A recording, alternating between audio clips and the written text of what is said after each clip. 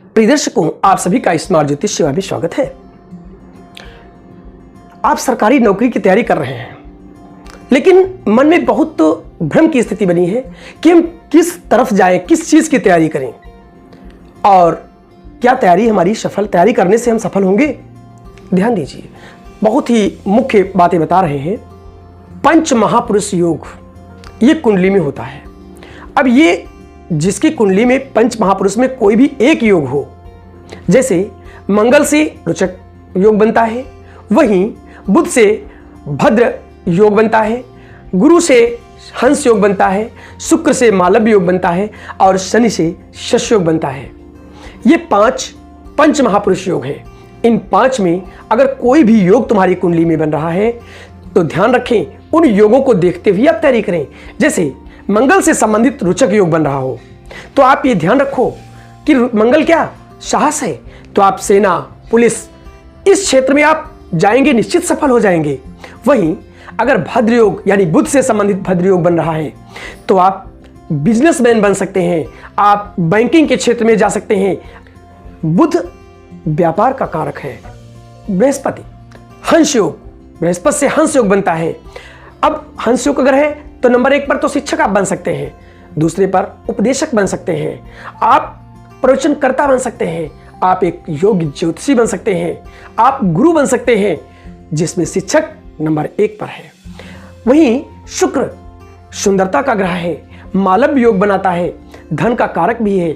अब शुक्र अगर आपकी कुंडली में मालव योग बनाकर बैठा हो तो आप ये जान लीजिए कि आपको फिल्म इंडस्ट्री की तरफ जाना चाहिए, आपको संगीत की तरफ जाना चाहिए, आपको किसी प्रकार का कला प्रदर्शन आदि में जाना चाहिए।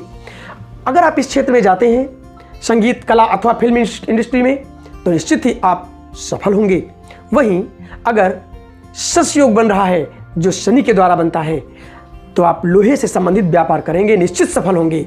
आप प्लाट से संबंधित कार्य करेंगे, प्रॉपर्टी से संबंधित कार्य करेंगे, पेट्रोल पंप से संबंधित कार्य करेंगे तो निश्चित ही सफल होंगे। शनि उपदेशक भी बनाता है, एक अच्छे उपदेशक ये भी शनि ही बनाता है, क्योंकि शनि वैराग्य भी देता है। वैराग्य के लिए 3 ग्रह प्रमुख माने गए हैं, शनि, वहीं चंद्रमा और केतु। बृहस्पति को भी माना गया है, लेकिन शनि और चंद्रमा और केतु इन्हें प्रमुख रूप से वैराग्य का ग्रह कहा गया है, क्योंकि शनि निराशा, दुख का कारक है, निराशा देता है और इस स्थिति में व्यक्ति वैराग्य ले लेता है। केतु तो मोक्ष का ग्रह है ही, केतु मोक्ष का, आध्यात्म का, ज्ञान का शुभ ग्रह है। वहीं बृहस्पति का संबंध लग्न से बन जाए, केतु से बन जाए तो ये भी, शनि से बन जाए तो ये भी व्यक्ति को सन्यासी बना देता है। तो शनि सन्यासी भी बनाता है, योगी भी बनाता है। ध्यान दीजिएगा, पंच महापुरुष योग बनाने के देखने के लिए हमें कैसे देखते हैं? मंगल, बुध, बृहस्पति, शुक्र और शनि।